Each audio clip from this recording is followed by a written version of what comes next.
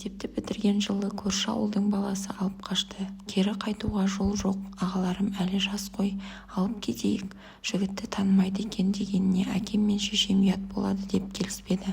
Содан бөтен үйде қалып қойдым. Айдар да мектепті бітіре салымен әскерге кеткен. Оқыған оқуы, алған білімі жоқ. Ең болмағанда қолынан құрылыс жасау, жиһаз құрастыру секілді де іс келмейді. Елдер сияқты егін егіп, мал қарауға денсаулығы жарамайды. Күні бойы әжесі, күйеуім және мен үйде қаламыз. Теледидар қарап жатады. Ал менің шаруам біте ме? Түнге дейін сүріліп, тіріліп, тірлік істеймін. Бұлыңғыр болашағымның қандай үміт күтемін? Кім боламын? Дүниеге келетін балаға қандай ата-ана боламыз деген ойлар түн ұйқымды ұрлайтын. Сөйтіп жүргенде 6 айда артқа қалыпты. Бір күні аяғымның ауырлығын сездім. Күз мезгілі еді. Бұл жаңалықты ата-енеме айттым. Ішім шықпай той жасап берсеңіздер екен деген ойымның арман екенін айтып мысқылдады. Той түгілі құдалық жасауға мүмкіндіктері жоқтығын, бұйыртса бесік тоймен бірге қосатынын айтып жанымды ауыртты. Салым суға кетіп, күнде күйеуімнің миын жейтін болдым. Мінезім де өзгере бастады. Жеріктік деген жаман екен. Шынымды айтсам, бала көтергеніме өкіндім. Жегім келген асты таба алмай қатты қиналдым. Сондай күндердің бірінде төркініме келдім. Ата-анам бір күні ғана үйіне қондырып, ертеңіне қалтама тиын тебен салып шығарып салды. Бірде күліп, бірде жылап, 9 айда өтті. Тұңғыш ұл мен немере болған соң ата-енем қатты жақсы көрді. Тіпті емізуге де бермейтін. Бар жоғы 10 күн ғана еміздім. Содан болар, мен балама бауыр басқан жоқпын. Бала дүниеге келген соң Айдар екеуміз көп ұрсатын болдық. Сол кезде оның психологиялық ауытқуы бар екенін білдім. Үзбей дәрі ішіп жүреді екен. Балалықпен оны байқамаппын да. Күні қатты айқай-шудан соң мені қылқындырып, өлімші етіп сабады. Қарсы тұруға дәрменім жоқ. Енем баламды алып көрші ауылда тұратын абысыным үйіне кеткен еді.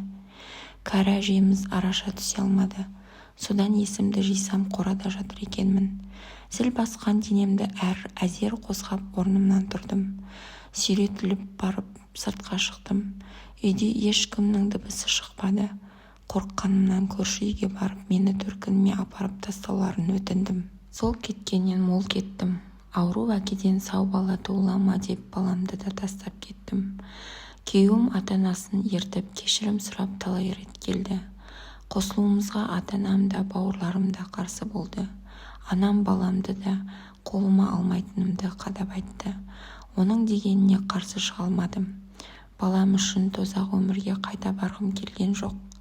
Содан анамның жанына еріп қалаға кеттім. Анам сауда жасайды. Мен көрші апайдың баласына қараймын. Ішіп жейтін тамағым үй иесінің мойнында. Арасында симай қалған киімдерін де беретін. Ал жалақымды жинап үйге беретін едім. Осылай жүргенде 5 жыл өтті де кетті. Анам денсаулығына байланысты сауданы қойып маған тапсырды. Сауда жасайтын жер жылы, жайлы болмаған соң денсаулығын құриды ғой десе де, міз бақпай 15 жыл сауда жасаппын. Қан табысымды төркініме тастым. Өзім үшін дүние жинау, үй алу, оқып білім алу деген ой болмапты. Қартайғанда кімге сиямын деп ойласам болады ғой. Сөйтіп жасым 40-қа жақындағанда анамның әпкесінің қолқалауымен жасыменен әлде қайда үлкен кісіге тұрмысқа шықтым. Ер жетіп қалған 2 баласы бар. Әйелі қайтыс болған, жағдайын жасап ағылған. Мені сырттай оқуға түсіріп балабақшаға жұмысқа орналастырды.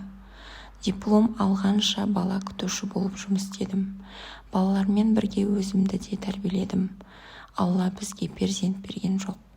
Бірінші әйелінен қалған 2 баласы студент. Көбіне нағашыларының үйінде болады. Жастайымнан ауыр тірлік істеген соң денсаулығым да жақсы емес. Бірде сау, бірде ауру күндерім өте берді. Әсіресе көзімнің көруі нашарлап кетті. Өткен жолы бағдаршамның қызыл жанып тұрғанын көрмей автобустан түскен бойда жүріп кетіппін. Жаныма ұзын бойлы жас жігіт жүгіріп келіп қолымнан сүйреп жағаға шығарды. Зуылдап келе жатқан көлік шиқылдап әрең тоқтады да, өлімге асықтың ба деп айқайлап өтіп кетті. Әлгі жас жігіт қолымнан жетектеп үйге дейін әкеліп тастады. Шай ішіп кет дегенімде асығыспын апа деп кетіп қалды. Асыққаны сонша иығындағы сөмкесі қалып қойыпты. Кешке дейін кеп қалар деп күттім. Хабар болмаған соң онымен байланысатын құжат па, телефон ба болу керек деп сөмкесін аштым. Сезгенімдей әмияны бар екен. Ішінде құжаты, біраз ақшасы бар екен. Аты жөніне үңіліп қарасам, осыдан 20 жыл бұрын тастап кеткен өз ұлым екен. Ол әдейі келді ме екен, әлде Алла жолықтырды ме екен? Не деп іздеймін? Анасы екенімді білсе, қалай ақталамын?